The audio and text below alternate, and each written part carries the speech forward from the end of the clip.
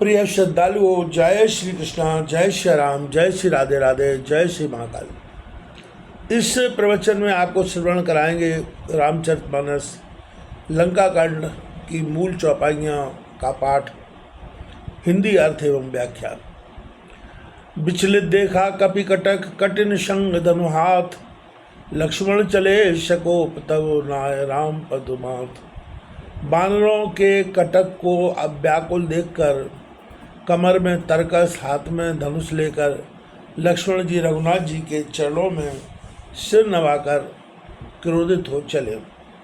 रेखल का मारिश कपि भालू, मोए बिलोक तोर में कालू, होजत रेहु तोय श्रुतघाती, आज निपात जुड़ावं छाती। लक्ष्मण जी बोले, अरे दुष्ट, रीछ बानरों को क्या मारता है, मुझे देख, मैं तेरा काल हूँ। तब रावण बोला, अरे पुत्र को मारने वाले, मैं तुझे बहुत दिनों से ढूंढता था, सो आज तुझे मारकर छाती ठंडी करूँगा। अस्कय छाणस बाण प्रचंडा, लक्ष्मण किए सरहते सतखंडा, कोटन आयुध रावण डारे, तिल समान प्रभु काट निवारे। यह कहकर रावण ने बड़े तीक्ष्ण बाण छोड़े। लक्ष्मण जी ने बाण मारकर उसके 100 खंड कर दिए। रावण ने करोड़ों आयुध मारे, परंतु लक्ष्मण जी ने तिल के समान काटकर सबका निवारण कर दिया। पुनः निज बाणन कीन प्रहारा, चंदन भंज सारथी मारा, सत सत सर मारे, 10 भाला गिरी संगन जनु प्रभुषय ब्याला। फिर लक्ष्मण जी ने अपने बाण प्रहार किए तो रावण का रथ तोड़कर सारथी मार दिया। फिर 100 बाण एक एक मस्तक में मारे। ये उसके शरीर में ऐसे प्रवेश कर गए जैसे पर्वत के श्रृंगों में सर्प प्रवेश कर जाते। पुनसत सर मारे उर्माही, परेऊ अवनि तनु सुध कछु नाही, उठा प्रबल पुन मूर्छा जागी, छाणस ब्रह्म दत्त जोड़ो शादी। फिर 100 बाण हृदय में मारे, जिससे रावण पृथ्वी पर गिर गया, शरीर की कुछ सुध न रही। फिर मूर्छा जागने से बड़े वेग से उठा और ब्रह्मा जी की दी हुई अमोघ शक्ति लक्ष्मण को मारी। सो ब्रह्म दत्त प्रचंड शक्ति, अनंत और लागी सही, पर्यो वीर विकल उठाए, 10 मुख अतुल बल मह मारही। ब्रह्मांड भुवन विराज जाके, एक सिरज मुदज कनी, तें चय उठा वन मूड, रावण जान नहीं त्रिभुवन धनी। वह ब्रह्मा जी की दी हुई प्रचंड शक्ति लक्ष्मण जी के हृदय में पूरी लगी, जिससे भी लक्ष्मण जी व्याकुल हो पृथ्वी पर गिर पड़े। तब रावण जाकर उठाने लगा, परंतु लक्ष्मण जी न उठे।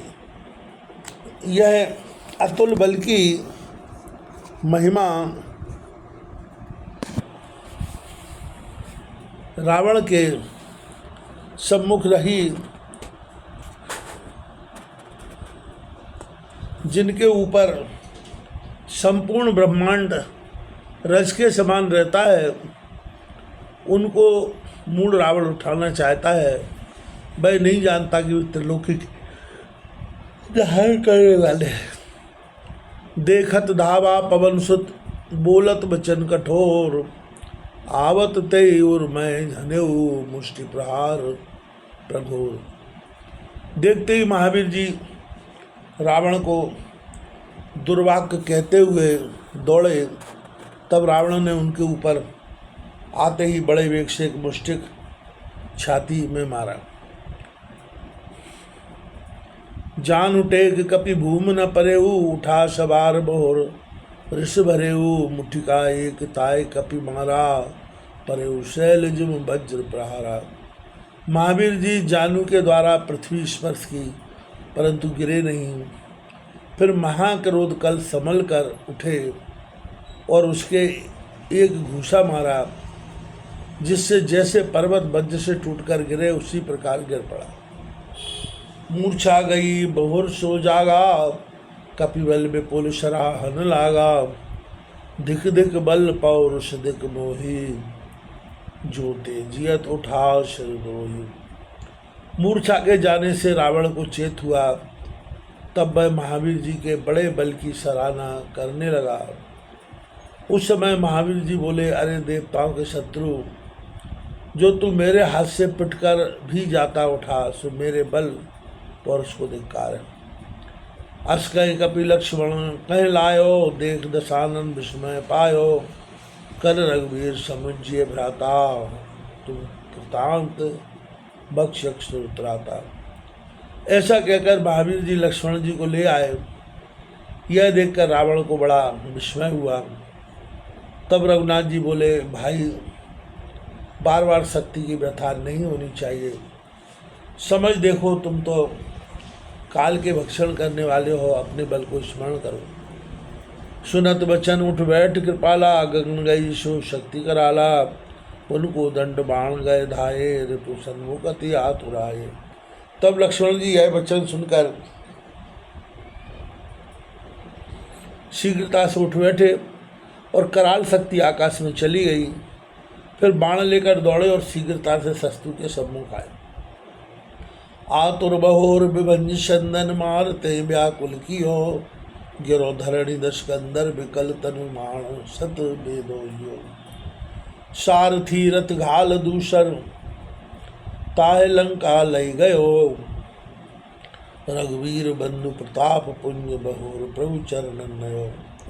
शीघ्रता से लक्ष्मण जी ने रथ को तोड़ और बाण मारकर उसे व्याकुल कर दिया।